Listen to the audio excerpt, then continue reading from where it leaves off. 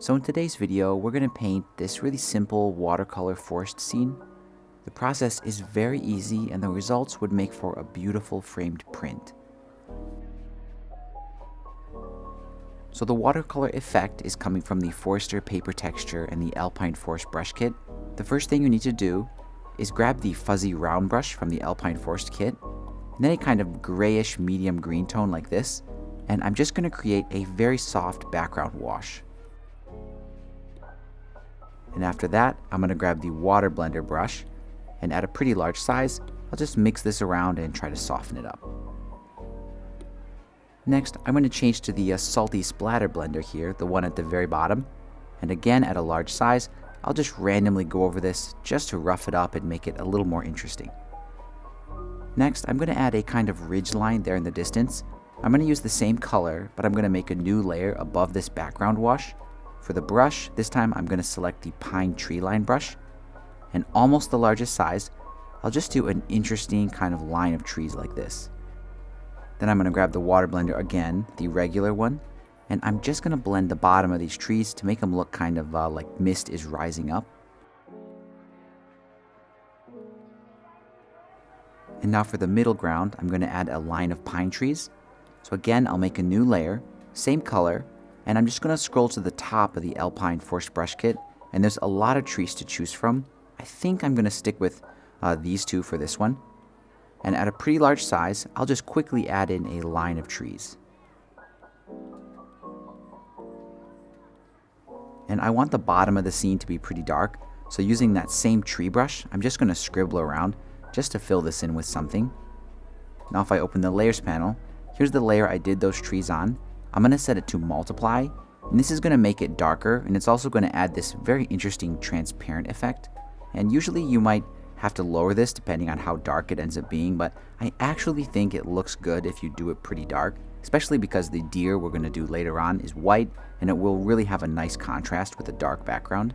I think it'll look nice also to make sure the edges of this are dark. That's also going to help frame this illustration in.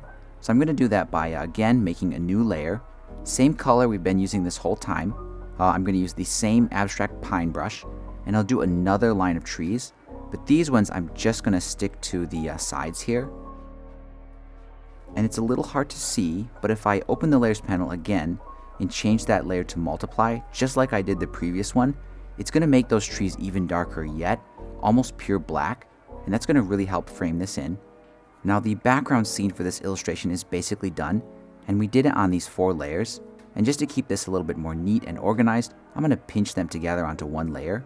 At this point, you can do a little bit of creative blending if you want to. I recommend using the Misty blender down here, this one, maybe around 50%, and just carefully tap it around. This will mix up the colors, especially up here in the ridgeline, and soften everything and make it look more watery, but it's also going to keep a lot of the texture and shape.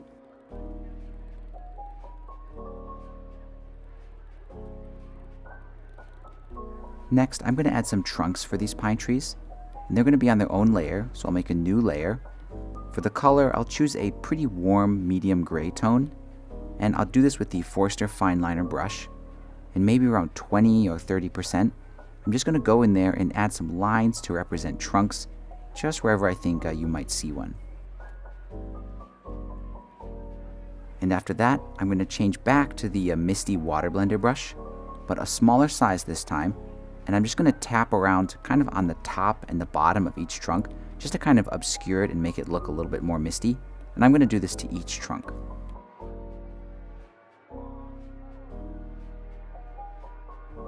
And once the trunks are done, again, I'll just merge them down with the background just to keep everything on the same layer. Now the next part is optional, but I want to add some snow to this scene. So the first thing I'll do is add some snow to the trees. And I'm going to do this on its own layer. I'll choose pure white. For the brush, I'm going to use this Snowy Boughs soft brush, and maybe around 40%. And I'm just going to carefully go on each tree, kind of starting very lightly and pressing harder. And I'm going to add a layer of snow, just randomly. And the effect looks a little bit too intense at first, so I'm going to lower the opacity of this layer, and that'll let me kind of control that effect. I think that looks pretty good. And I'll merge it down to combine it with the background. Now for some kind of blowing snow, Again, I'll make that on its own layer. I've still got pure white selected, but this time I'm going to use the Snowy Speckles brush. And at almost the largest size, I'm just going to go all over the scene at a kind of variety of pressures and just cover it with snow. Now, I'm not going to combine the snow with the background scene. I'm going to keep it as its own layer, and that's because I want to paint the deer behind the snow but in front of the background. And I've already got a sketch for the deer, and you guys can have it. I'll put a link in the description. It's really hard to see because the background is so dark. So just temporarily, what I'm going to do is lighten the background, and I'm going to lighten it a lot, maybe around like 20 or 30%, just so I can see the sketch clearly, but I'll change it back later on. Now, because the background is very chaotic, I want to make the deer very simple, and that's also going to make it easier to paint. And it's going to be on its own layer, so I'll make a new layer for that. I'm going to drag that layer so it's underneath the snow but above the background. For the color, I'll use a very light warm gray tone, and then using the Forster Fineliner brush at a small size like 10%, I'm just basically going to trace out the whole silhouette of this deer.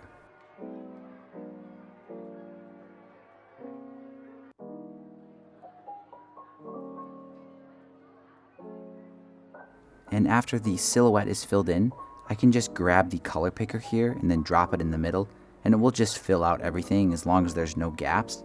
And after the deer is filled in, I can go back and make the background the full transparency. Now, the various details are pretty easy. First thing I want to do is shading. So I'm going to make sure I've got the deer layer selected. I'm going to use the selection tool set to freehand, and I'll make a shadow down here as an example. I think I'll select the back leg. So I'll just draw a selection that isolates the back leg, hue, saturation, and brightness, and I'll just darken it a little bit. I'm also going to add shadows on the body, so the leg here would be casting a small shadow. So again, I'll use the freehand selection tool and just select an area like this. And I'm also going to darken this, but not quite as much as I darkened the leg. And just like that, using this technique, I'm going to go through the whole deer and just add some shading wherever I think it needs it.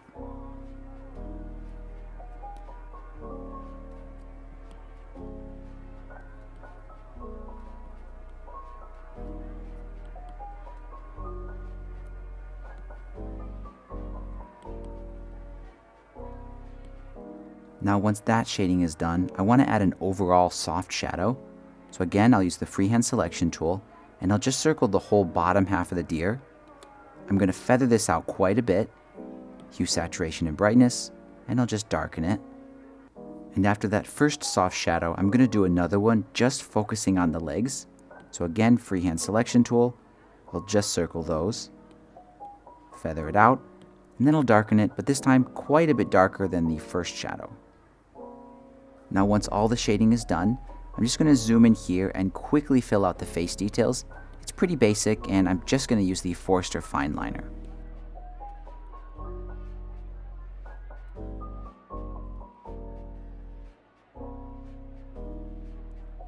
And after the deer is all done, I can switch off the sketch and then finally see what this is starting to look like. Now, the illustration could be totally done at this point, but there's a couple of small changes that I recommend kind of adjusting. So the first thing is the size of the deer. Now is a good time to kind of adjust it, maybe shrink it down a little bit if it ended up too big. You can also position it in the scene, kind of watching the background and seeing what trees kind of look nice behind it. You can also add some kind of interesting color variation to the background. So if I open the layers panel, here's the background. Now if I select that layer, I can actually adjust the whole color tone. And I can do that by going to the adjustments and just kind of moving the hue slider. And this can really strongly influence how this illustration feels. I think I'm going to shift it a little bit more, maybe towards a yellowish green tone, something like that. And if you want to, you can do a kind of two-tone effect as well.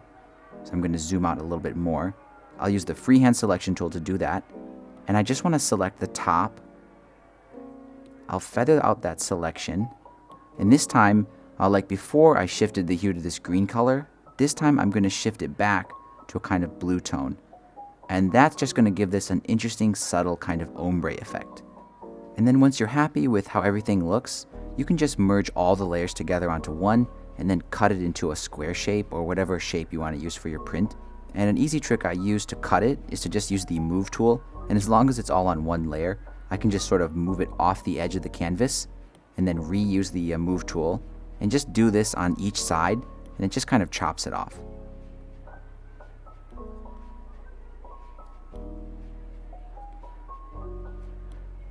And just like that, this simple forest scene is all done, and here's the final result.